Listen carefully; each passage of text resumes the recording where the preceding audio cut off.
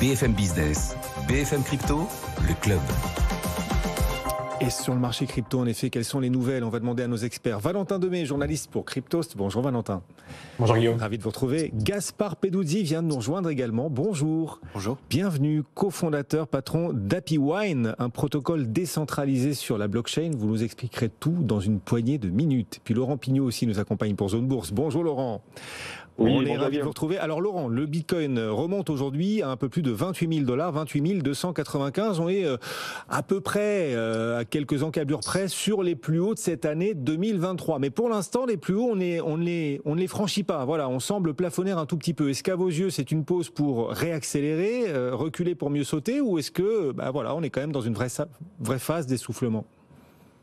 Oui, alors effectivement, comme vous le disiez Guillaume, on se retrouve vraiment au niveau des plus hauts de l'année sur le Bitcoin actuellement, proche de plus de 4% à 3,85% sur la journée. Alors pour l'instant, le Bitcoin profite, on peut dire, d'un retour d'appétit pour le risque depuis la mi-mars, comme en témoigne l'envolée des valeurs technologiques américaines représentées par l'indice boursier américain Nasdaq ces 15 derniers jours. D'ailleurs, l'indice évolue lui aussi sur ses plus hauts de l'année actuellement. Et pour être plus précis, si on s'intéresse au coefficient de corrélation entre le Nasdaq et le Bitcoin, qui permet, si vous voulez, d'une certaine manière de mesurer dans quelle mesure deux actifs évoluent dans la même direction, eh bien, depuis 10 jours, ce coefficient de corrélation est supérieur à 0,75, sachant qu'un coefficient équivalent à plus 1 indique que deux actifs évoluent parfaitement dans le même sens. Donc voilà, force est de constater qu'on est toujours dans une tendance globale de fond où le Bitcoin se comporte de la même manière que les actifs traditionnels. Alors d'un point de vue technique, le Bitcoin se retrouve, donc comme on disait, proche de ses plus hauts de l'année, autour des 28 500 $ actuellement. Il va falloir traverser logiquement cette zone pour continuer cette belle dynamique haussière à court terme. Le prochain seuil majeur va être par la suite un dépassement de ce seuil psychologique autour des 30 000 $, qui avait d'ailleurs été la zone de crack l'année dernière en juin 2022, lorsque le Bitcoin était passé de 30 000 à 20 000 $ en quelques jours. Et puis dans l'autre sens, ça va être le niveau des 27 000 $, qui a fait office de support ces derniers jours, et passer en dessous donnerait cette fois-ci un signal en faveur de la pression baissière. En complément, quand même, on aura les chiffres de l'inflation aux États-Unis vendredi, qui va amener son lot de volatilité sur les marchés, comme d'habitude souvent. Donc voilà, le Bitcoin sera forcément pas épargné si c'est le cas. Sur l'Ether, quels sont les niveaux à surveiller pour la suite, Laurent? Alors là aussi, la même tendance. L'Ether se retrouve sur ses plus hauts de l'année autour des 1800 $. Ça va être pour lui la zone à traverser par la hausse pour aller chercher les 2000 $. Là aussi, un prix psychologique et ainsi conserver sa dynamique haussière à court terme. Et puis voilà, pour finir dans l'autre sens, ça va être vraiment 100 $ plus bas, autour des 1700 $, un niveau qui a fait là aussi office de support sur les pertes ces derniers jours. Et repasser en dessous remettrait en cause la dynamique haussière à court terme. Laurent, juste pour savoir comme ça, et ça n'a rien à voir, vous avez quel âge, Laurent? J'ai 27 ans. 27 ans, d'accord. Gaspard Peduzzi avec nous, le patron d'HappyWine. Vous avez quel âge, Gaspard? 24. 24. Valentin Demey pour Cryptost nous accompagne. Quel âge est-ce que vous avez, Valentin? La même chose que le monsieur sur le plateau, Guillaume. C'est une garderie. 24 ans, 27 ans. Non mais attendez, là, je suis entouré d'enfants dans ce rendez-vous. Et vous, Guillaume, vous avez quel âge? J'ai Dites à vos spectateurs quel âge vous avez pour avoir un petit peu de recul. Mais qui sont insolents, ces gamins. 43 ans pour vous répondre, Valentin. Non, mais c'est intéressant. La jeunesse présente dans cet écosystème crypto, c'est ça aussi qu'on voulait mettre en valeur. Merci Laurent, merci de nous avoir accompagnés du haut de vos 27 ans. Avec plaisir. Merci. Analyse pour Zone Bourse, Laurent régulièrement à nos côtés. Valentin, on va regarder ensemble l'ensemble de l'actualité crypto. En effet, ces signaux que nous envoie l'écosystème. Et les hacks, il y a encore des hacks, bien sûr. Mais certains hacks se terminent bien, c'est ce que vous allez nous expliquer. Le hacker Delair Finance qui présente ses excuses, il va d'ailleurs rendre, Valentin, 80 millions de $ supplémentaires. Oui, ça a été assez surprenant de voir le déroulement de ce hack qui a eu lieu il y a quelques semaines sur un des gros protocoles de la finance décentralisée. Et vous le soulignez très bien, Guillaume, c'est effectivement, même si c'est de plus en plus sécurisé, même si c'est de plus en plus audité, il y a toujours quelques failles. Et là, c'en était une qui avait fait mal, puisque c'était l'un des plus gros hacks de ce début d'année 2023, avec plus de 150 millions d'euros qui avaient été dérobés. Et justement, on a vu que ça a été remboursé en plusieurs parties. Déjà, 100 millions d'euros samedi dernier. Là, c'est 80 millions d'euros qui sont de nouveau redonnés aux adresses qui ont été attaquées. Et on voit que le hacker commence à s'interroger un petit peu sur ce qu'il a fait. Il dit qu'il ne pensait pas faire autant de mal à l'écosystème, qu'il ne se rendait pas compte de ce qu'il était en train de faire, que ça concerne des emplois, que ça concerne la vie des autres. Il dit « j'ai merdé, je suis désolé ». Et donc, il retourne une grande partie des fonds. Sur ce hack, il y a moins de 20 millions maintenant manquants à l'appel.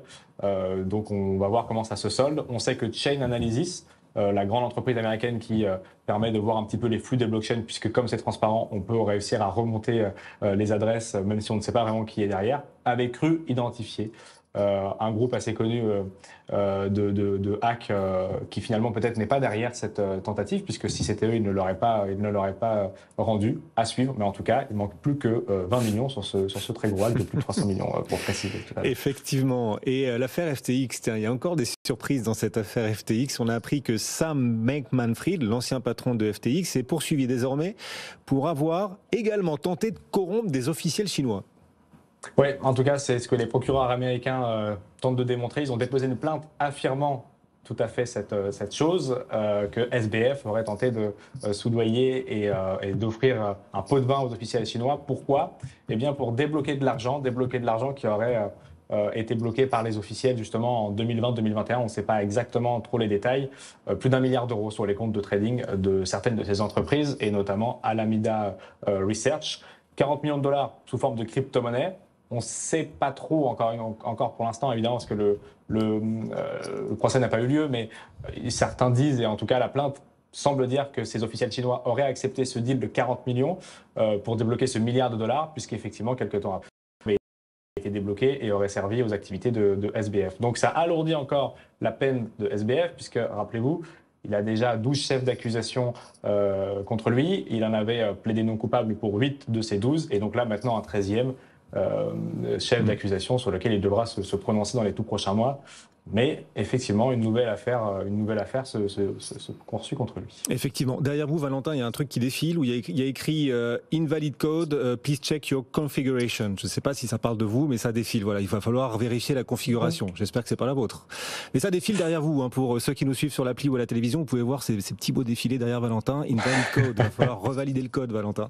Tiens, dans l'actu crypto, MicroStrategy aussi. Le titre MicroStrategy qui gagne en ce moment un peu plus de 7%. Pourquoi est-ce qu'il faut en parler aujourd'hui, Valentin ?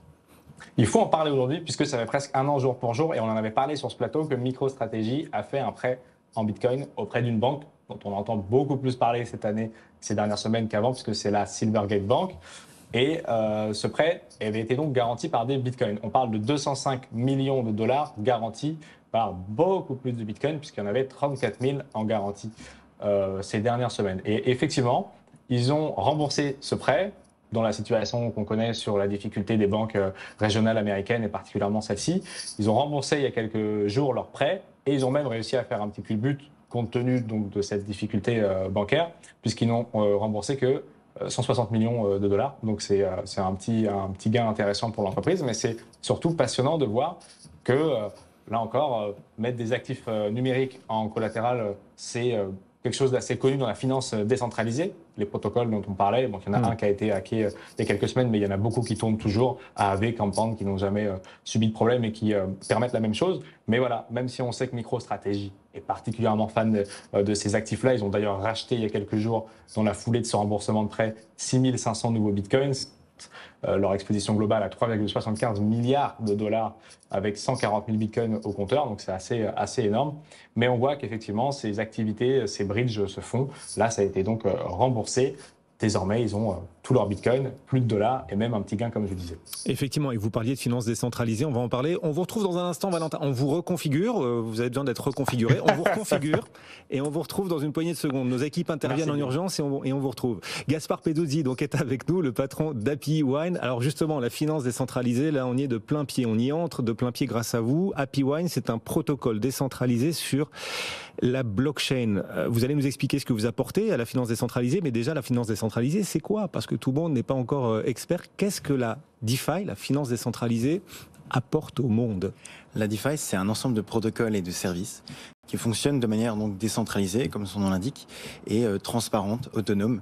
Et elle vise à recréer en fait l'écosystème financier qui existe de manière traditionnelle, mais de manière plus transparente, de manière plus efficace, et aussi de manière très ouverte à tout le monde. N'importe qui, un week-end, peut accéder à ces services et à ces protocoles. D'accord. Donc les avantages de la finance décentralisée, c'est ça, c'est plus de transparence, moins d'intermédiaires. Plus de transparence et c'est ce qu'on appelle c'est permissionless. N'importe qui y a accès. Ouais. On peut profiter de ces services et c'est aussi très efficace, autonome. Bon, et vous, Happy Wine, qu'est-ce que vous apportez à la finance décentralisée? À quoi est-ce qu'Happy Wine sert? Alors, Happy Wine, c'est d'abord un protocole décentralisé. Et en fait, on produit des outils qui permettent aux utilisateurs de soit se protéger contre la volatilité des taux d'intérêt, ou alors de parier sur justement ces variations. Alors là, de la volatilité des taux d'intérêt, on est servi. Généralement, les taux d'intérêt, c'est comme des gros flotteurs, quoi. C'est du paquebot, ça bouge peu, ça bouge lentement. En ce moment, ça bouge très très vite, c'est très volatile. Le marché des taux d'intérêt est extrêmement volatile. Dans ce type de marché, justement, vous nous dites, notre solution décentralisée, elle permet quoi? De se protéger, de se couvrir? Exactement. Par exemple, échanger un taux variable contre un taux fixe. Donc, on a des acteurs de toute catégorie, de toute taille, qui sont exposés à ces taux d'intérêt, comme nous le sommes, nous, quand on fait un prêt, ou alors quand une banque emprunte de la liquidité, par exemple, donc toute classe d'acteurs. On a la même chose dans la finance décentralisée et nous on apporte cette solution qui permet en fait de se protéger contre ces variations ou alors pour un autre type d'acteur de pouvoir parier sur ces variations et profiter de cette volatilité. Mais vous le disiez, ça existe déjà dans la finance normale. Exactement. L'avantage de le faire par la finance décentralisée, c'est quoi? C'est que ça va plus vite, c'est qu'il y a moins de frais. Enfin, pourquoi? Alors déjà c'est autonome, c'est un protocole, c'est-à-dire que c'est pas nous qui appuyons sur des boutons pour faire une transaction, ça se fait automatiquement. Nous on développe ce logiciel qui tourne ensuite sur la blockchain de manière décentralisée. Et ensuite, ça fait partie d'un écosystème de plusieurs protocoles qui reconstitue une finance alternative mais qui vient compléter ce qui existe déjà traditionnellement. D'accord. Et le protocole, donc, il applique quelque chose qu'on lui a demandé de faire, même si les conditions de marché évoluent extrêmement vite. Parfois, le marché évolue à la nanoseconde. Votre protocole, il arrive à suivre le rythme? Et c'est encore même plus efficace, puisque justement, il n'y a pas d'intervention humaine et ça fonctionne dans toutes conditions de marché. Aujourd'hui, on a vu que ça soit sur les taux d'intérêt ou sur le marché en général, on a eu des grosses volatilités dans l'année qui s'est passée. Et les protocoles, les DeFi ont très bien tenu. Alors, on n'est pas à l'abri de problèmes de sécurité, c'est des thématiques très importantes, mais finalement, ces protocoles-là ont été très efficaces. Justement, alors vous parlez de sécurité, vous me tendez la perche, vous investissez beaucoup justement pour sécuriser cette blockchain et l'argent que les gens vous confient quand même. Alors nous on sécurise pas la blockchain, mais c'est vrai que les processus de développement, d'audit et de tests sont très rigoureux, puisqu'il s'agit de beaucoup de fonds qui sont déposés sur ces protocoles, et on l'a vu avec Euler, même qui eux-mêmes avaient des processus très rigoureux là-dessus. On n'est jamais à l'abri du risque zéro. Maintenant, c'est aussi un risque qu'on retrouve ailleurs, au moins on limite le risque humain. Mais vous ne sécurisez pas la blockchain parce que vous épousez une blockchain pour proposer cette solution. Quelle blockchain est-ce que vous avez choisi? Alors on est sur Ethereum, Polygon et Arbitrum. Bon, et alors en préparant cette interview, vos équipes nous expliquaient que cette solution que vous proposez permet de percevoir en avance des salaires, enfin il faut nous expliquer ça, des revenus que vous êtes supposé percevoir, grâce à cette solution vous pouvez les percevoir en avance. Vous pouvez accélérer le temps. Exactement. Donc en fait, quand on génère des intérêts dans la finance, généralement on donne de la liquidité sur un protocole. On touche un taux d'intérêt contre cette liquidité. Comme quand vous mettez de l'argent dans la banque sur un livret A par exemple. Ce taux d'intérêt il est volatile et nous on vous permet de l'échanger contre un taux fixe et on vous permet par exemple aussi de le percevoir à l'avance. Et c'est quelqu'un d'autre qui va être exposé à cette volatilité et qui va pouvoir récolter ces intérêts pendant qu'ils sont réalisés. C'est en fait une sorte de recevoir son salaire à l'avance en tant que personne qui propose de la liquidité. D'accord, mais s'il se trouve que dans un mois je suis viré, mais que je perçois quand même mon salaire de dans un mois grâce à vous, parce que grâce à vous on peut tout anticiper, mais que dans un mois j'aurais pas dû le percevoir, mais que je l'ai quand même perçu parce que vous me l'avez offert. Comment ça se passe dans ce cas-là? Évidemment que techniquement la liquidité elle est bloquée sur cette période de temps. Vous pouvez récupérer vos taux d'intérêt à l'avance. Maintenant, il se trouve que la personne en face qui les achète, elle est exposée à la volatilité des taux d'intérêt. Mais on est dans une situation un peu différente, effectivement. Vous allez être régulé, ça va venir. Comment est-ce que vous voyez les choses sur la finance décentralisée en termes de régulation? Parce que là, on parle quand même d'argent, on expose des gens quand même. Alors, la régulation, ça fait un moment que le régulateur tourne autour de ces technologies. Il est déjà très présent. Nous, en tant qu'entrepreneurs dans ce milieu, on a tout intérêt à essayer de travailler avec eux. Donc ça se fait plus ou moins indirectement. Il y a des associations comme la DAN par exemple en France qui sont très actives sur ce terrain et qui apportent beaucoup en fait à l'évolution de cette régulation. Il est important que la régulation arrive, protège les utilisateurs, protège aussi ces entreprises qui se lancent. On essaie de collaborer avec eux pour trouver une régulation qui colle correctement à ces nouvelles technologies qui imposent quand même des paradigmes assez différents. Vous avez fait une réponse extrêmement propre, mais vous m'avez pas répondu. Comment on régule ? On va vers quoi en termes de régulation? Est-ce que MiCA, par exemple, va s'appliquer à la finance décentralisée? Est-ce que vous serez concerné par MiCA parce que vous avez un pied en Suisse aussi? La Suisse sera concernée par MiCA, sachant que la Suisse n'est pas dans l'Union. Enfin voilà. Alors moi, je suis pas la personne la plus apte à répondre aux questions régulation, sachant que je suis plus sur la partie technique. D'accord. Mais effectivement, qu'on suit ces régulations de très près et à travers toutes les équipes plus sur l'aspect légal qui couvrent ces sujets, on essaie de voir comment s'adapter à la régulation pendant qu'elle évolue et comment collaborer aussi avec le régulateur pour avoir une régulation qui fasse du sens. On a reconfiguré Valentin Demey, qu'on va à nouveau retrouver chez Cryptost. Valentin, en termes de régulation, la DeFi, qu'est-ce qui se présente aux acteurs de la DeFi, parmi lesquels Happy Wine qui nous accompagne aujourd'hui? Et c'est tout le grand enjeu. D'ailleurs, ça a été discuté au Parlement européen hier sur toute la partie financement, lutte contre le financement et le blanchiment et financement du terrorisme, pardon. Je vais y arriver, LCBFT. C'est d'abord ces enjeux-là qui sont toujours les portes d'entrée des régulateurs dans un premier temps, surtout sur les DAO, les fameuses organisations autonomes décentralisées. C'est justement les protocoles gérés par toute une communauté qui décide des règles comme on vient d'expliquer sur le plateau avec Gaspard. Et donc, voilà, l'idée, c'est de savoir un petit peu comment on les encadre. C'est très complexe parce que effectivement, c'est des juridictions qui sont pas forcément en Europe. Et puis, des fois même, on ne sait pas où elles sont puisque c'est personne de physique, il n'y a pas de lieu physique pour ces gouvernances-là. Pareil pour les NFT. Donc, on vient de mettre un pied de nouveau. Alors, pour répondre à votre question, la finance décentralisée a été exclue de MiCA, Market in Crypto Asset, qui a été voté sous texte politique, en tout cas il y a quelques mois cet été, là, on en a beaucoup parlé. Donc justement, il lui fallait une réglementation propre qui est en train d'être discutée.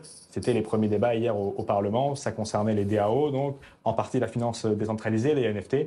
On va voir sous quelle sauce les régulateurs veulent manger l'écosystème, mais en tout cas, effectivement, ils sont assez attentifs, a priori, dans un premier temps, aux échanges avec les entrepreneurs. On rappelle Gaspard Peduzzi, vous êtes le cofondateur de Happy Wine. On voit aussi les taux qui remontent, les coûts de financement qui progressent. On voit certaines banques américaines qui finançaient l'écosystème crypto,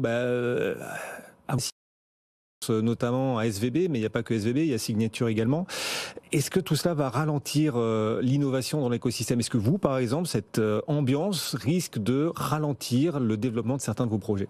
Alors nous, on n'a pas d'exposition à ces banques-là. Maintenant, c'est sûr qu'il y a un contexte économique qui fait que c'est, mais pas seulement pour la crypto-monnaie, pas seulement pour la finance décentralisée, dans tout l'entrepreneuriat, et même en dehors, finalement, l'argent est plus cher, l'argent est plus difficile à trouver. Il faut savoir s'adapter rapidement, survivre. Maintenant, voilà, on a de la chance de ne pas être exposé un peu à tous ces tornades qui sont apparues les dernières semaines sans s'arrêter. Happy Wine, comme ça, vu de loin, et pour les auditeurs qui nous suivent, ceux qui nous suivent à la radio notamment, Happy Wine, vous dites Happy Wine, on pense au vin heureux. Enfin, pardon, mais vous avez fait exprès de mettre le wine dedans. Pourquoi est-ce que vous appelez Happy Wine alors qu'on est quand même dans une application financière, un protocole décentralisé? On est très loin du monde du vin, là. Pourquoi ce nom? Alors, il y a toute une histoire que je ne révélerai pas, mais en fait, c'est surtout APY qui est mis en exergue dans ce nom. APY, c'est Annual Percentage Yield, l'indicateur principal qu'on utilise fréquemment pour parler des taux d'intérêt annualisés. D'accord. Et dans Happy Wine, il y a un peu de bière? Non. Peut-être. Et vous avez 24 ans, on disait, extrêmement très jeune chef d'entreprise, d'autant qu'Happy Wine n'est pas né il y a quelques mois. Happy Wine est né en 2020. En août 2020, oui. Wow, juste après le Covid, vous aviez donc à l'époque 21 ans. C'est ça, oui. À peu près. Ouais. Comment on fait pour créer une boîte à 21 ans? Eh ben, on apprend, on essaie, comme tout le monde. Je pense qu'il n'y a pas d'âge pour entreprendre. On a eu aussi la chance d'être rapidement bien entouré, que ce soit au niveau de nos advisors, au niveau de nos investisseurs. Il y a aussi une communauté qui est très grande, une communauté francophone qui est très grande. Donc on reçoit de l'aide, on apprend rapidement, on itère, on apprend de ses erreurs. Et là-dessus, voilà, ça fait 2 ans qu'on existe et on apprend tous les jours. Et alors vous êtes à Zurich, vous, pour le coup, Gaspard. Mais vous êtes également présent à Happy Wine à Paris. Vous avez un pied à Paris, l'autre à Zurich, c'est l'idée. Exactement, un pied en Suisse, un pied en France. Pourquoi? Ça fait 6 ans que je suis en Suisse pour mes études. Donc j'étais à l'école polytechnique d'Arleusen, c'est là où j'ai rencontré mes cofondateurs et j'y suis resté d'ailleurs. Mais on a des équipes qui sont un peu éclatées dans l'Europe surtout, étant donné que finalement on l'a construit pendant le Covid, donc c'était aussi un peu la thématique. Et même à 24 ans, voilà, on a cette expérience qui permet de dire quand on est chef d'entreprise que l'on apprend toujours de ses erreurs. Il faudra la retenir celle-là, Valentin. Oui, Valentin, on apprend de ses erreurs. Bien sûr. Vous en avez plus à votre âge, alors Guillaume, vous avez plus d'anecdotes à nous sortir. Il y a un dicton boursier d'ailleurs qui dit les jeunes font leur expérience avec l'argent, les vieux font de l'argent avec leur expérience. C'est un dicton boursier, ça en l'occurrence. Merci à tous les deux de nous avoir... Vous pourrez la tokeniser. Merci Guillaume. Oui, magnifique. Merci de nous accompagner, à tous les deux. Gaspard Peduzzi, merci d'être venu jusqu'ici, jusqu'à Paris, alors depuis Zurich, cofondateur d'Happy Wine aujourd'hui à nos côtés. Valentin Demey, qui est resté dans son fauteuil à Angers depuis les bureaux de Cryptost. Merci messieurs, merci de nous avoir accompagnés. Merci.